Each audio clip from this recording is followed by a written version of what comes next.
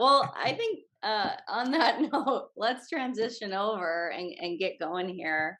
And like I said, we've got a nice little group on now, and I'm sure we'll see some additional people join us here. But just wanted to thank everyone who's on the call for joining the MBA Alternative event. During the conversation tonight, we're going to talk about our Master of Design Methods program. We also call this the MDM program for short. So you'll probably hear MDM quite a bit. We're just referring to that program. And for some additional context here at ID, for those of you who are new to us, we look at the world in new ways to really create the change we want to see in it. Our approach to design can really help further your career regardless of the industry you're in. And you'll definitely hear from folks tonight who came from different industries, who are currently in different industries. So here's some good examples of that. Learners and leaders come to ID to adopt new methods and mentalities. Really, at our school, you discover what design makes possible and how it can equip you to adapt to speed, scale, complexity of life, the way it allows you to anticipate change and the impact of action and inaction. But most importantly, its ability to enable anyone to imagine and then create a brighter future. And I think you're going to hear quite a bit about that from our panelists tonight, who are all alumni of our MDM, Master of Design Methods program, from a few different cohorts. As I mentioned before, they're coming from different industries. They are in different industries today. So you should hear some distinct stories and responses about sort of why the MDM is helpful to them in their careers. So we'll start by introducing our panelists. We'll have them introduce themselves, who will each take a moment to talk to you briefly about the work that they do, and just give one example about how what they learned at ID has helped them in their current role. So I'm going to pass it over to Jessica to get us going. All right. Hi, everyone. I'm Jessica Bogart Kasper. I work for a Chicago-based health tech startup, and I lead organization and culture design.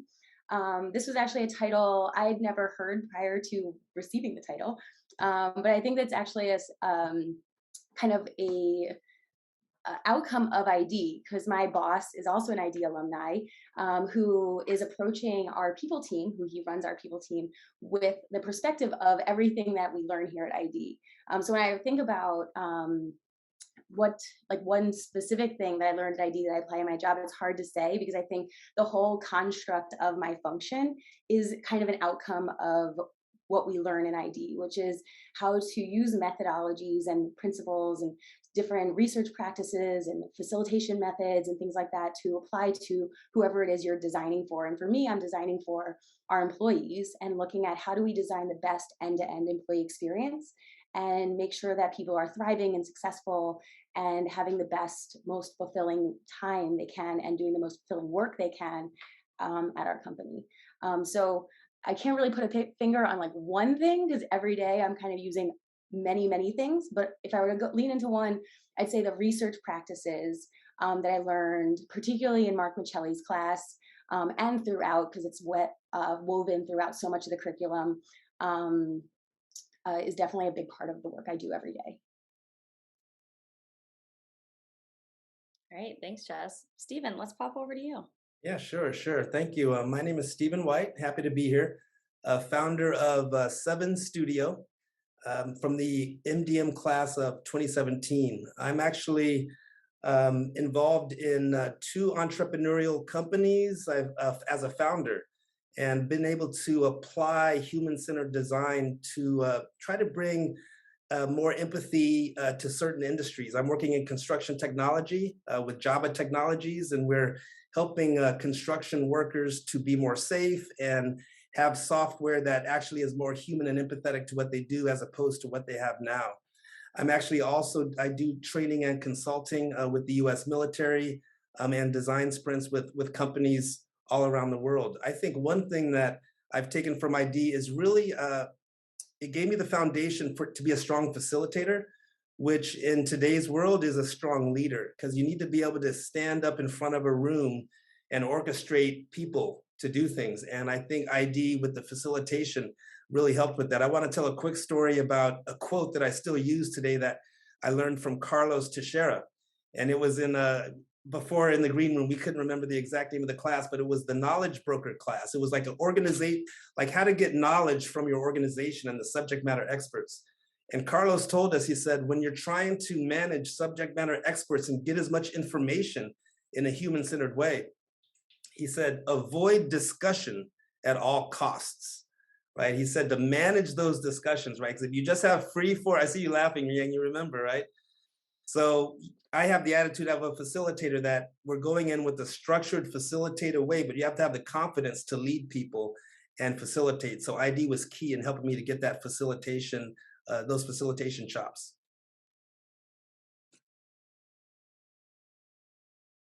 Yang. Yang, Oh, on you. my turn? Cool. Yeah. Yeah, so as I was laughing, because Stephen and I were in the same cohort, and definitely, so my name is Yang Gao. I'm currently the head of demand analytics product platform, Mars, so one of the consumer packaged goods company, in case you have not heard about us, brands like sneakers, or for pet care like Royal Canin. So basically what I do is I actually help create, manage, and the company to prioritize many analytics capability to help support our different functional group, primarily consumer facing group, like imagine sales and marketing, to help provide both better consumer experience as well as drive the top revenue opportunity for the company. Yeah, so I would say ID has opened many doors. As some of you, in case you are not familiar, like what will be a product management type of role, one of the key pillar is user experience, like a user centric, and this goes in hand, doesn't matter what products you do, like especially when today you probably heard a lot of things in the media like AI ML, that can get a little bit creepy, or sometimes a little bit you probably see a lot of bias, not human centered, but I guess the experience ID really help provide not just a mental framework, but a lot of tangible kind of methodologies, examples, experience opportunities for me to grow and practice, like how to really, for example, like the 5E, you probably will heard many times once you're in school, the experience model, journey mapping, we do that all the time to try to make sure our products are really user-centered, like to drive the adoption, as well as make sure they are actionable, but in the meantime, like, consider all the stakeholder in the ecosystem, try to make sure we're, not putting intentional bias or minimize any bias as we know.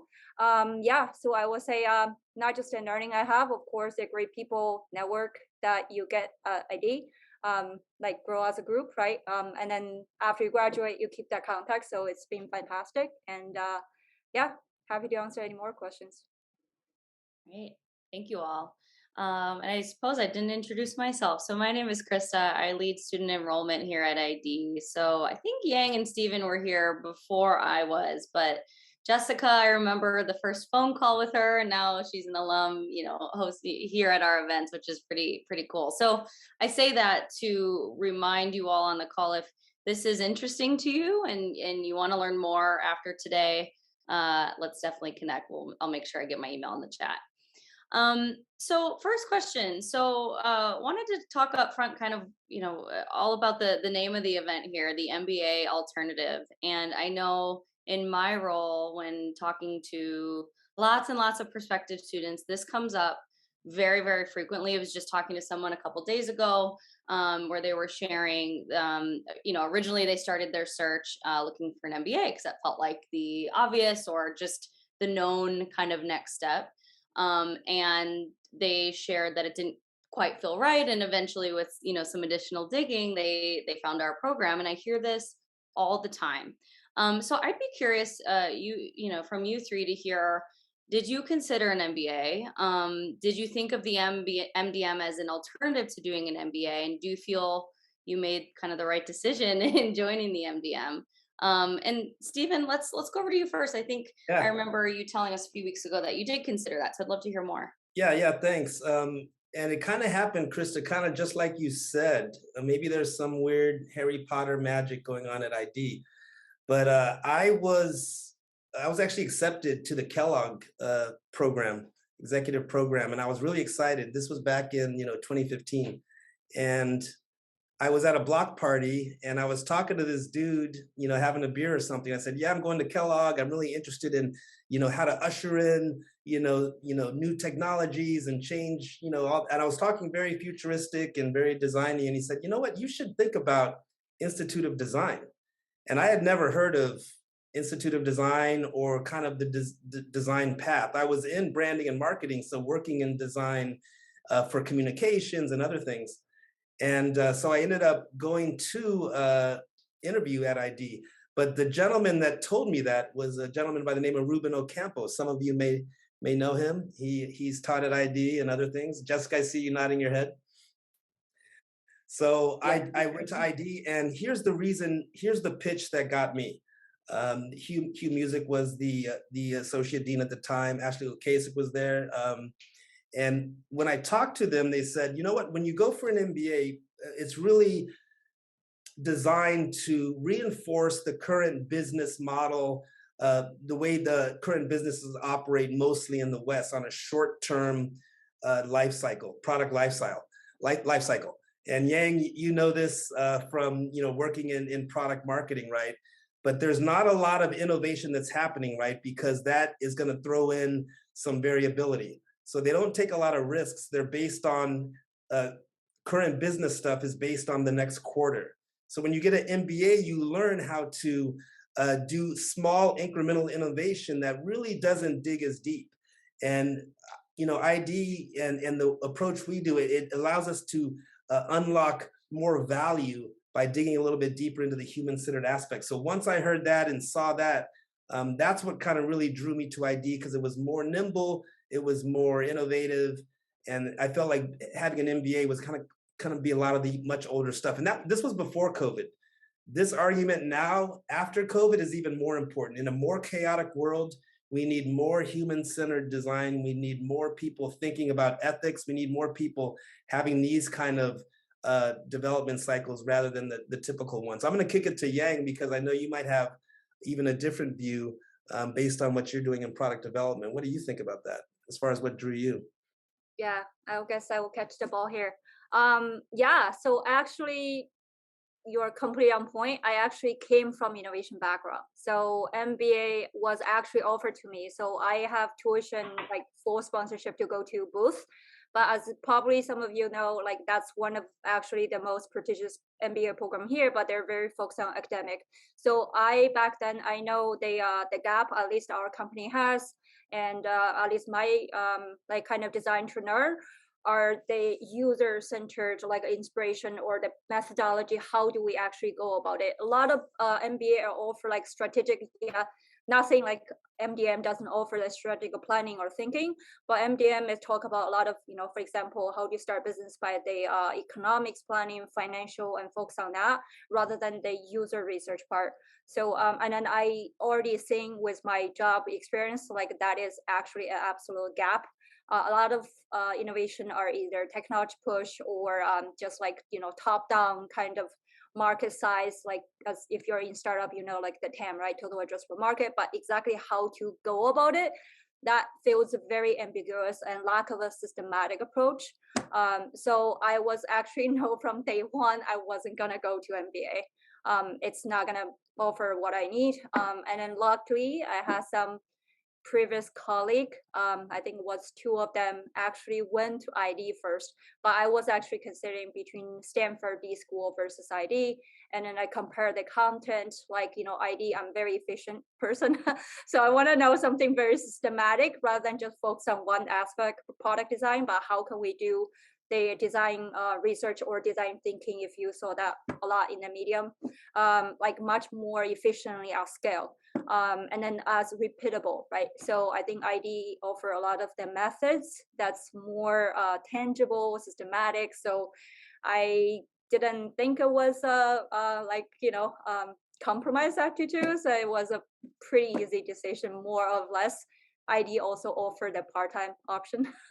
I had to work, or I actually decided to work while I went to ID for the MDM. So on many fronts, it just ended up with a much better option for me, at least. Hey, Yang, while you're talking, I know we talked about this before, and maybe Krista, David's asking about can it be done remotely? And we've just talked about this, right? So the MDM program now can be done fully remote, right, Krista? Yeah, I can, and I'd always be happy to talk in more detail about Okay. that in a phone call. But yes, short answer is there is a remote part-time option, and we're intentional about saying remote. There are still class times. You show up on Zoom. Classes are 6 p.m. Central, so that would be something that would have to work on your side as we grow that out. We'll see. Perhaps that changes one day, but no immediate plans for that. But yeah, part-time remote is an option now, as well as And part-time in person and full-time in person. I was just looking at some of these questions. So Brian said, how much of your professional experiences prior to ID were relevant to deeper study and design methods? Maybe Jessica, you could start your answer off with that.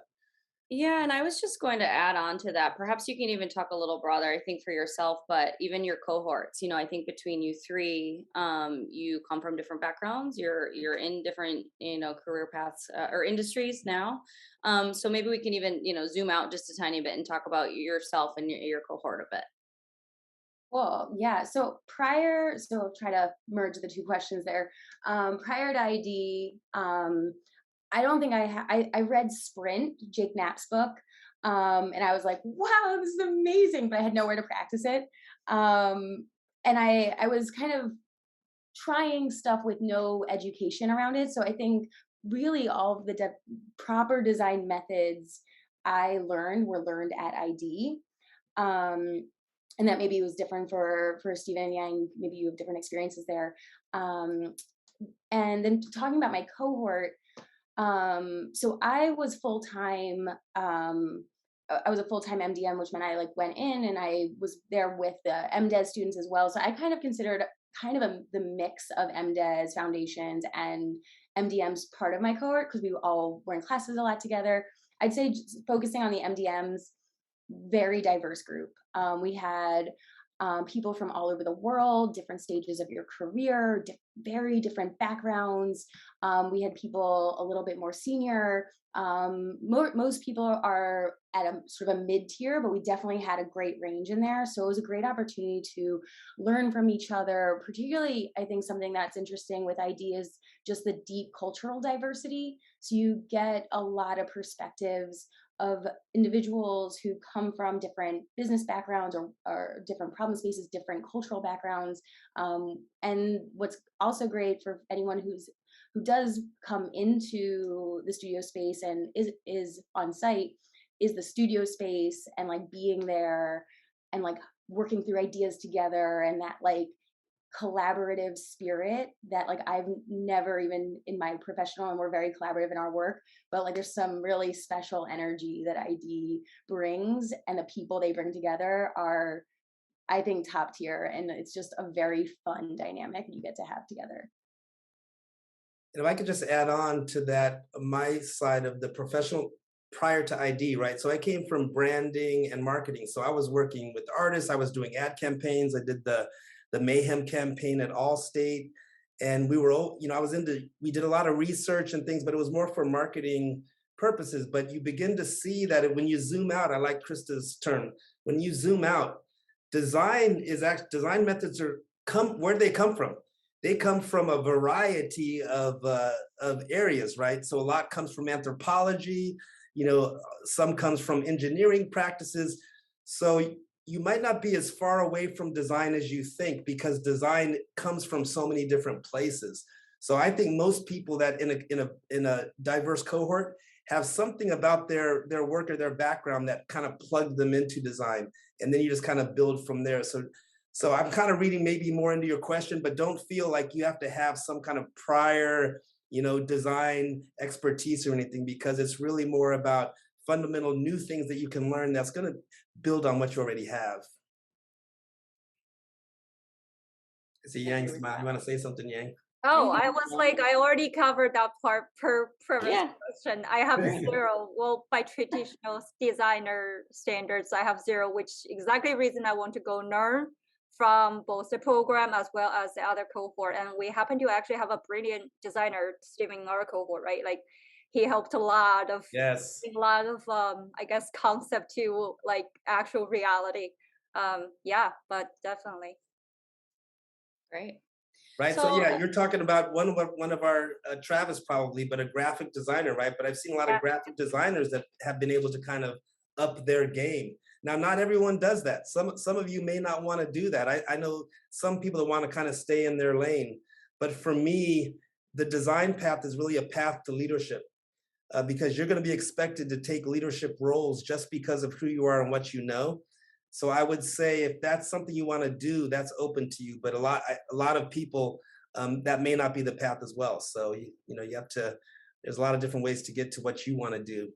Yeah, and maybe just speaking as a data person, I don't know if ID has the data of MDM students' background, right? Like what percentage? I'm gonna take a wild guess. At least 50% more than that is not coming from design, traditional design background. Yeah. easy. Right. Yep. Completely agree on that. You know what I think, and maybe we can go back to this, Krista. But what I think is actually even more interesting, Yang, is where the students typically go. And and maybe Krista, you can give the stats on this. But last time I looked, a lot of media and technology is where a lot of alums go.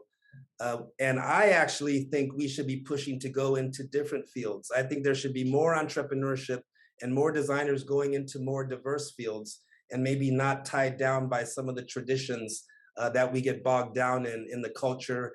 Big corporations, big technology. Everyone wants to go get the big six-figure job at Steelcase. I wanted to stay independent, and that path was actually just as more successful than signing up for something else. So I don't know if Larry Keeley's still there pushing entrepreneurship and going your own path, but I'm down with that message. Yeah, well, and that's kind of a nice segue actually into the next question I wanted to pose about kind of, why are your skills, these design skills, in high demand? Because it sure feels like they are. And I agree with you, Stephen. It seems, being here at ID, we're getting all sorts of conversations around, joining the civic space and joining, nonprofit space, or going into healthcare, or certainly, the industries that you are all in as well. I haven't gone anywhere either. And so perhaps Yang, maybe we could start with you. I mean, why do you see your skills as in high demand? What's that all about? Sure. I mean, if I dive into a particular specific like domain of mine, like talk about analytics, and most people, as you probably imagine, are coming from complete technical background, right? Like hardcore engineering or data science, ML. But the pivotal points, or the part actually you can make a huge differentiation, is to make sure they your products, whatever, is actually driving actionable like impacts.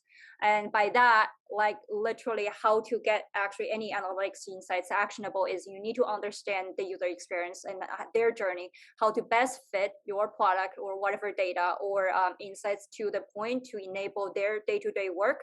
So they design part to uncover, whether you through observation or interview or other type of methods, to uncover that human insights. And that is, I would say, a critical high demand capability or skill that typically does not translate easily from technical background. So the best is if you have all the joint circle, as you have business knowledge, right, and technical background and design, and you're pretty much in very, very high demand by default. Yeah. So, and I heard that feedback many times, like it's really hard to find people with all kind of a very balanced and able to actually apply fluidly with all they ask, like, especially the design user kind of understand even the user research part and apply that to the technical side of their job. So generally you would have better impact on your whatever you are doing. Yeah, I know, possible maybe to Jessica, and you're in org design, so I'm sure that's absolutely critical. Yeah, just to build on a little bit of what you were saying, I think to me, one of the reasons that there's a number of reasons I think that the skills that we get from ID are on high demand. And I think one of them is the problems that we're solving, businesses are solving, are one, they're more complex than they've ever been before, but they're also human problems. And what we do is really study humans, and we have really powerful methodologies that are repeatable and scalable for studying and understanding humans. One of the mantras that one of my professors always said was, "I'm not the user and the user is not me." And I always love that because it's part of the big practice. You'll hear the word empathy used a lot. Stephen, I know you mentioned that at the top of the call. It's really learning how to understand I'm not designing for myself. I'm trying to understand someone who's not myself and build something for them. And that's how you get to better solution spaces. That's how you make sure you're solving the right problem. And so many companies and businesses and organizations have put a lot of work, a lot of time into something to find that it doesn't have the outcomes they're looking for. And what we have is methodologies for, one, making sure we're solving the right problem, making sure we're solving it for the right people, and doing it in a organized and methodical way that actually gets the results that you're really looking for. And then the other thing is, I think there's the scale of it. So looking at these really complicated problem spaces, the practice of systems design thinking, which there's so many methods that Stephen, you mentioned Carlos, he teaches the systems design class, helping to break down these complex webs that are the organizations and the cultures that we have and all those things. We have these great skills for unpacking and understanding and making sense of, and then building solutions for. And I think that that's a unique skill set that we've been taught. And I think it's really powerful, and organizations are really looking for that. Yeah, I can just build on that a little bit again by saying that people, when I'm going to even fast forward not to when I was coming out, but actually to go to now, right? If you look at what's happening right now, companies and organizations with this hybrid model, they don't quite know how to manage the work. They don't quite know how to drive the results. They don't know how to get there. And somehow the design community has seized remote, because we've been looking at that for a long time, right? And now we have the people that can go out and run workshops, who can run facilitated sessions, who can run design sprints. And companies, literally the HR, I mean, you're in this, Jessica, right? They're looking for, okay, how can we enrich our employees? We were in the setup call, Jessica was talking about at her company, how they're designing different employment paths for people, right? So it's like, hey, do you want to work like this full time, or do you want to I don't know what the tracks are, but that's the level we're at. And that takes design, right? A typical HR manager that's been doing it for 15 years. Well, what do you mean different tracks? We need they're not going to get it, right? But Jessica, what you're talking about, that's the new future. I'm working with a company now where I have to manage people and resources, but it's all about, we can't hire enough people. The Great Resignation, right? People are taking charge of their lives. So if you as a company or as an organization aren't up to it and thinking the way people are and empathizing and give them the tools that they can work faster, they're not going to come attract you. So I now have to be more of an influencer just to lead people, because they have so many choices.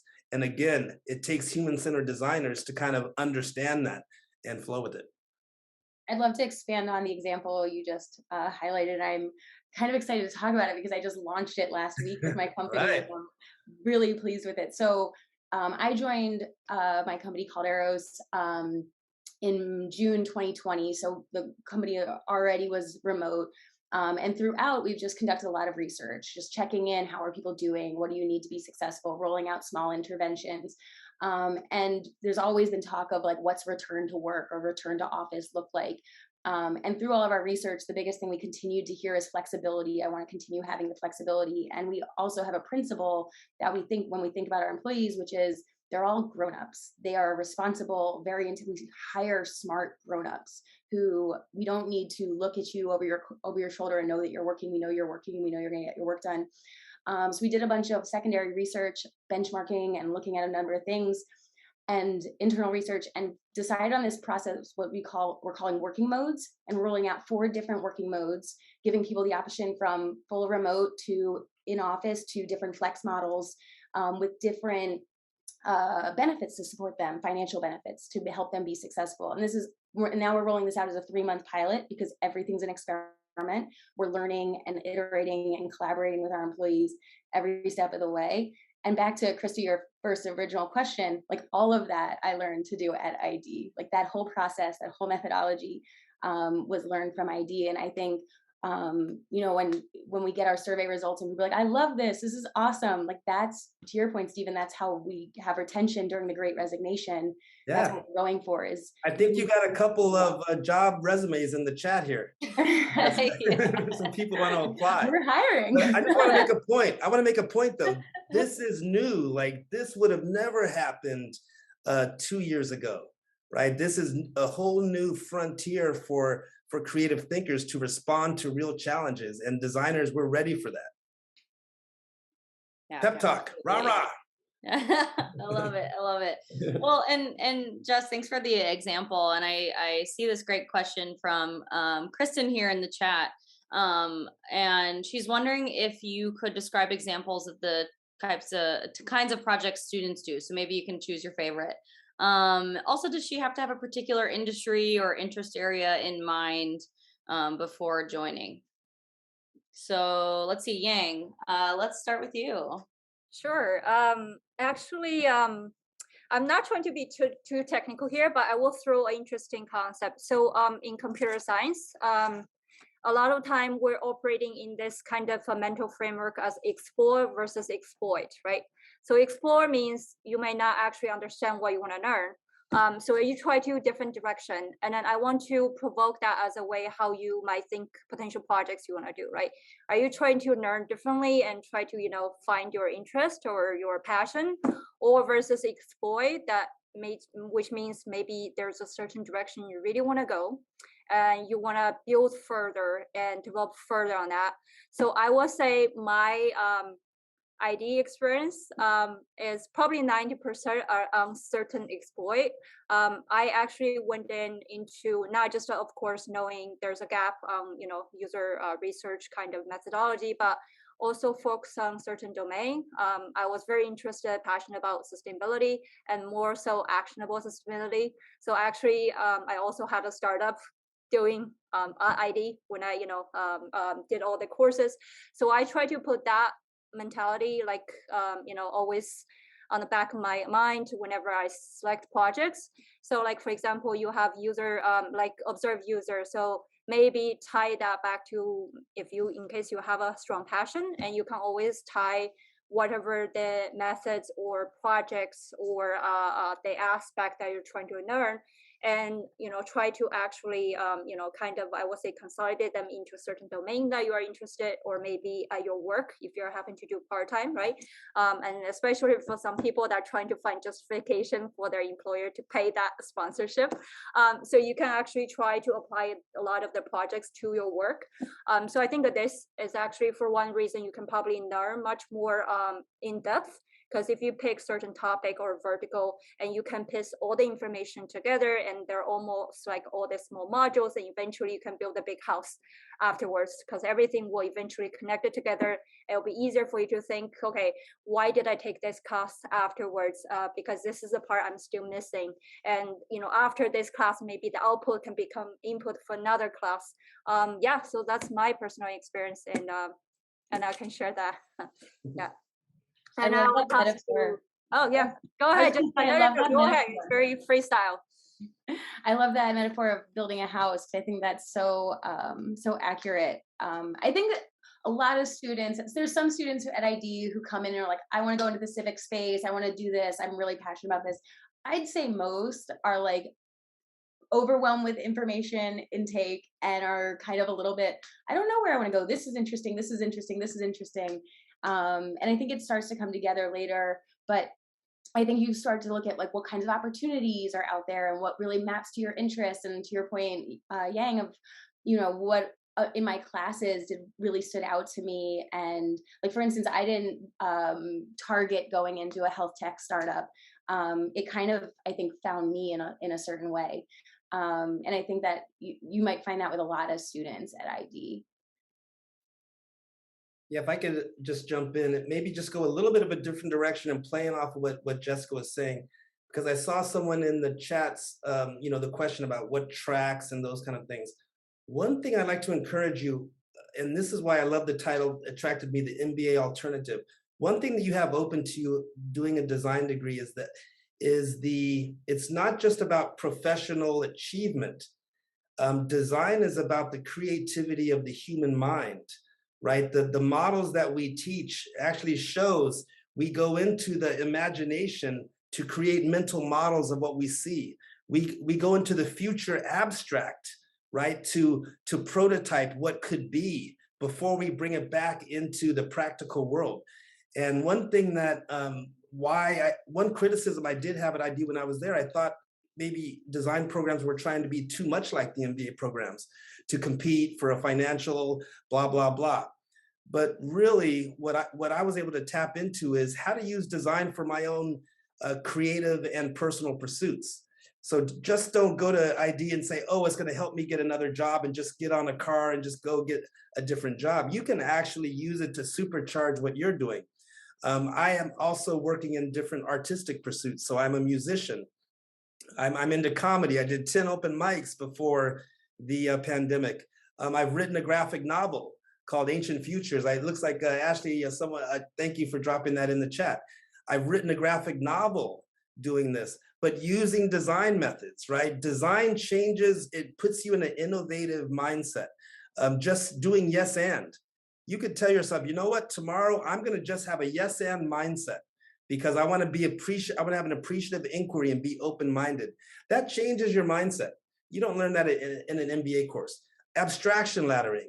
You can apply the abstraction laddering to anything and come up with new motivations for doing things. You don't always have to write it on a board, but you learn, right? What's the name? What's the abstraction guy's name? I can't remember. Hayaka, whatever, teaches that this esoteric thinking. So that led me to also do creative pursuits that also could be profitable. So I want to also kind of put that call out there. Be creative and use it to design your life. Just don't say, I'm going to just go get a new job. Well, what are you trying to do? Do you want to you write a movie? Do you want to be a painter? Because design helps with those things as well. See if there's any reactions in the chat. Anyone resonating with that? Not yet. Back to you, Krista. I'd love to circle back to the question that asked about some ID projects, because I haven't talked about them in a while, but they were so fun. Yeah, I would love that. And unbelievably challenging, and oftentimes keeping me up at night and all those good things. But I'll share a couple, because I think there were a couple questions around that. One was in the service design methods class.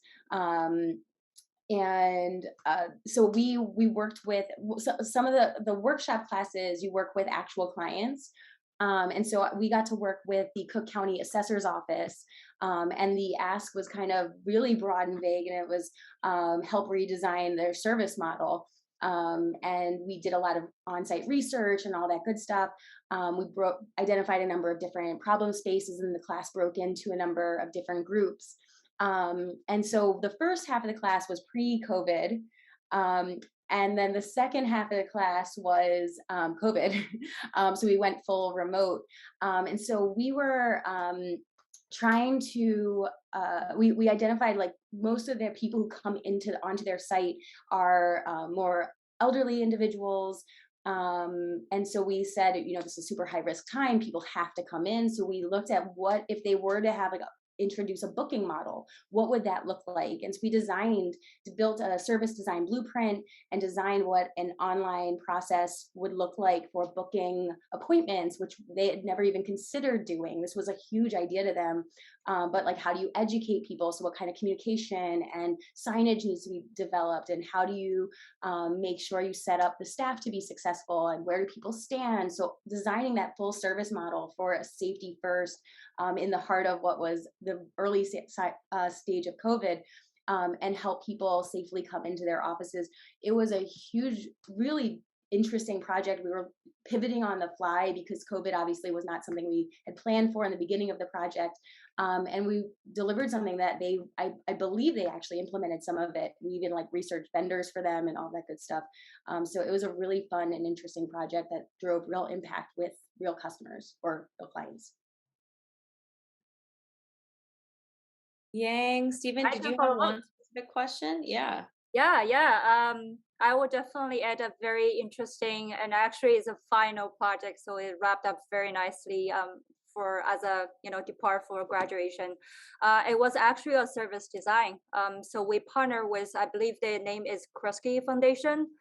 It's one of the most well-known kind of civic like they have a lot of funding to support, like think about parks and libraries and to improve those experience. So we were actually challenged or presented with opportunity to design like exhibition experience and partner with the Harold Washington Library, the one in Chicago, which relatively South Loop, right? And then they, I would say their patrons are very relatively diverse. And then really just say, how can we bring up for step up down the exhibition?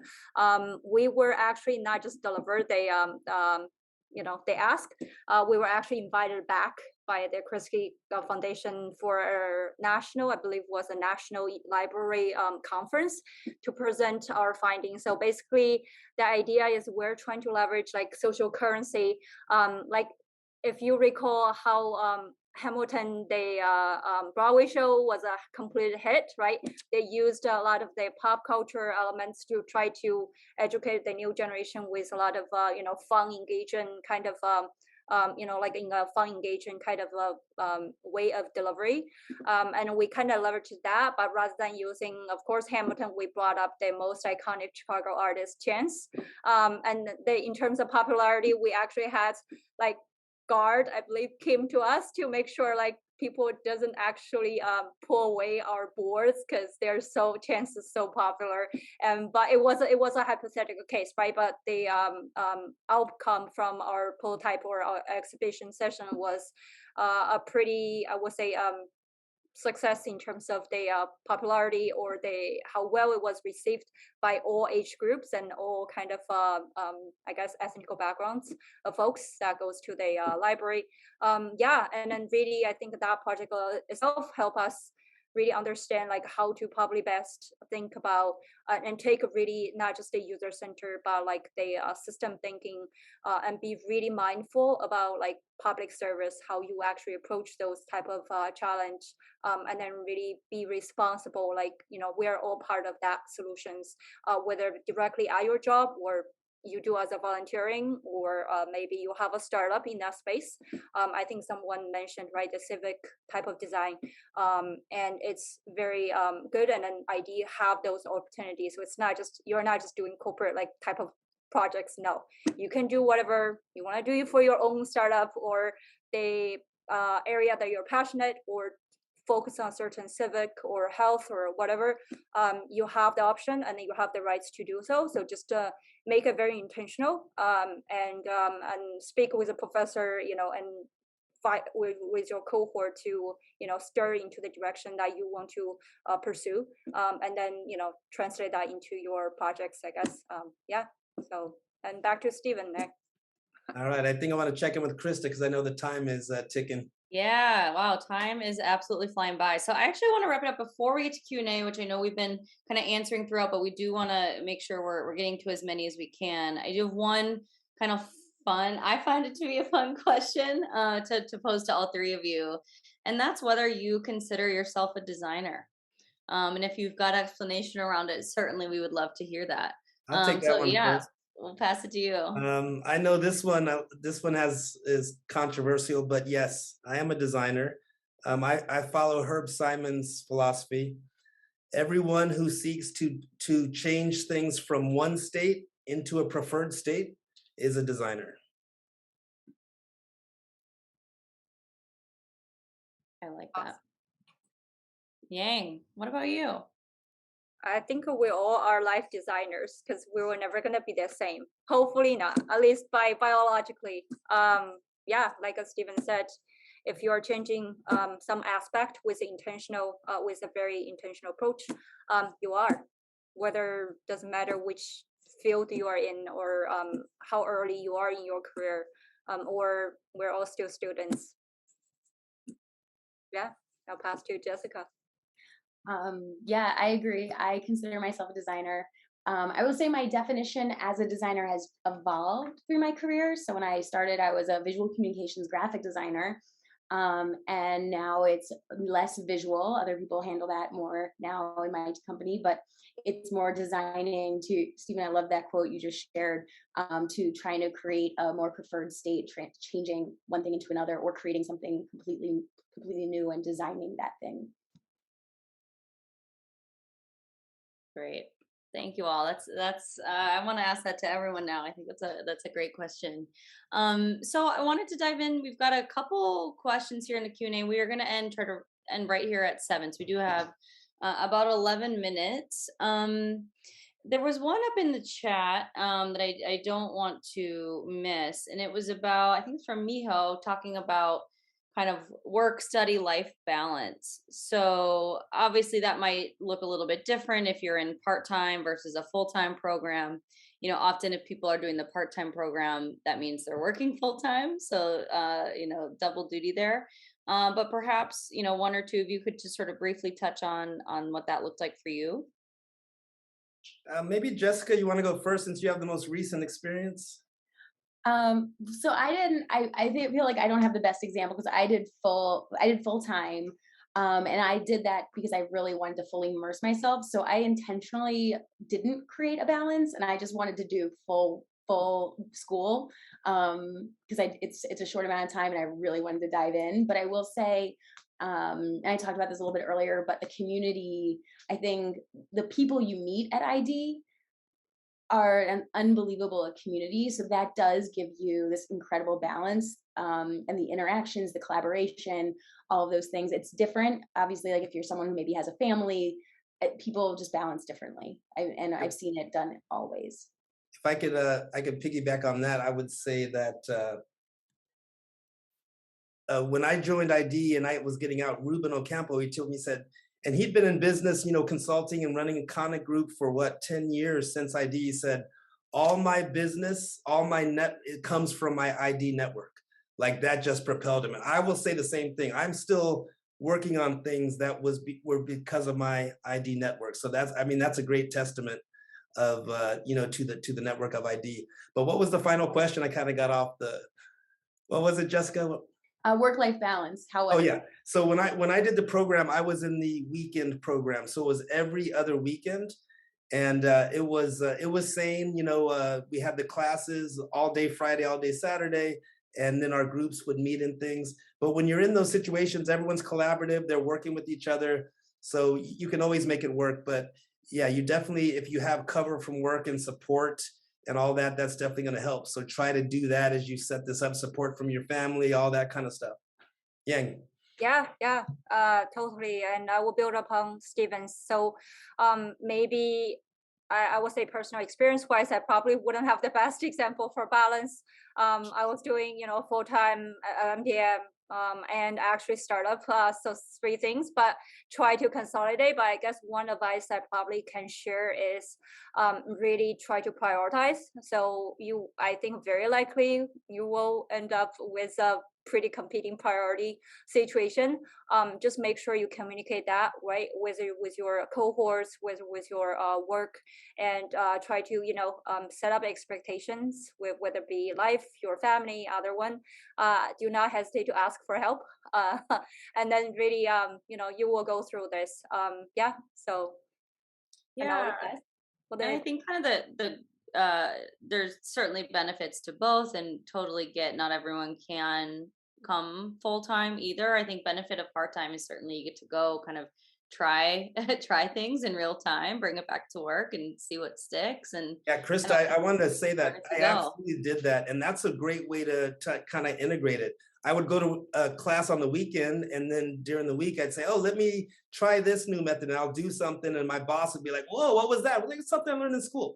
You know, like you can really kind of use it as your own laboratory and definitely get that support. But yeah, you definitely should you gotta practice it like a muscle while you're in there. So use it at your job. They'll be Totally. impressed. Yeah, and if you can come full time, like Jessica was saying too, the huge benefit of that is you get to kind of really, really, truly immerse yourself and, get, while all resources, events, extracurriculars outside of class are available to everyone. Certainly, if you're working a full time job, that just becomes a little bit harder to get involved in those. So if you are in the program full time, it's much easier to sort of, flex and do things outside of class. Students somehow find the time. It's amazing. And really briefly, I know there were some questions about kind of the remote part-time program, which is newer for us. The content curriculum is not new. The faculty have been teaching these courses a long time. Certainly, we've been doing remote classes now for a few years, so that structure is in place and working well. But we are still building out kind of the fully remote part-time cohort. And so right now, there's a question from Rick, and I think a few others were wondering this as well. The part-time remote classes are offered, as I mentioned before, via Zoom. So very intentional about saying remote. You would have class once or twice a week, Monday through Thursday, 1 or 2 nights a week from 6 to 9 p.m. Central Time. And so, keep that in mind. Like I said before, we are kind of focused on our time zone or similar time zones as we start to build that out, given faculty availability. The classes are mixed, meaning you will have some students in the class who are part of our in-person program. You may even most likely have some students who are in our Master of Design program, which is the 2-year master's program. And that's just to make sure, it's not you and the same 6 other people in every single class. We want to make sure you're getting, exposure to different people and variety ways of thinking and experiences. And so there would be kind of a mix there. And again, as we continue to build that out, perhaps that shifts, but that's sort of the plan right now. And you could finish that part-time program in, 4 or 5 semesters. Happy to talk more about that. I threw my email in the chat, so definitely reach out and we can talk. One other kind of final thing on that for MDM, we've started a MDM kind of summit. So once a semester, we just started this past fall in October. More information coming on the website soon, but basically a long weekend where we invite all of our remote students, obviously our students who are here in Chicago, to get together and talk and learn.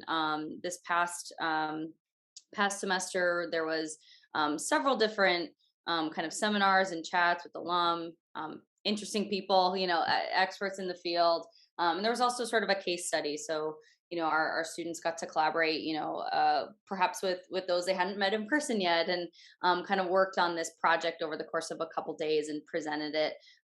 So kind of a mini boot camp and a great learning experience as well. And so we intend to continue that. So that's sort of a unique way. So if you are remote or in person, a great way to kind of get together as the cohort. There's also weekly seminars or regular seminars for MDM students only. Again, if you're remote, we'll make sure you can still attend those via Zoom. And so, all the resources, faculty are available to you just as somebody's here in person. Obviously, you miss out on some studio time here and there. That would be the main difference, but you are welcome to visit at any point. We do our best to sort of replicate that in-person experience as much as you can, kind of via Zoom and Miro and Mural and all of those, the tools that we've got. So I hope that helps, but feel free to reach out. I'm happy to continue talking about that.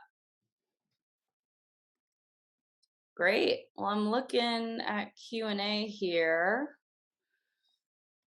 I think we've covered it all, and I just wanted to thank you 3 for joining. It's always fun to reconnect and talk ID and talk design and hear about your work sense. And wanted to thank you all on the call as well. Please feel free to connect with us. We are here to help, and we certainly hope you stay in touch. And want to thank you all for your time. Thank you for having us. Yeah, thank you so much. Always fun to chat about ID. Such a wonderful time of my life. I miss it. I want to join that boot camp. That's right. Let's go get a PhD, Jessica. Be a speaker. Come be a speaker. Yeah. Okay, let's talk about that. Yeah. All right. Thank you, everyone. Thanks, everybody. Thank you. Stay safe and healthy. Bye.